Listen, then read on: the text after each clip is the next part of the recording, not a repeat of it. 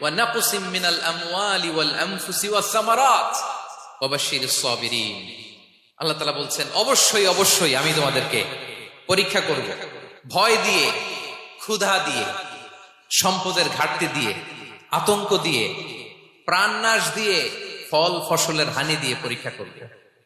কিন্তু এই পরীক্ষায় যারা উত্তীর্ণ হবে, যারা সবর ইখতিয়ার করবে, ওয়াবাশশিরিস সাবিরিন, ধৈর্যশীলদের জন্যই হচ্ছে সুসংবাদ। আলহামদুলিল্লাহ পড়েন।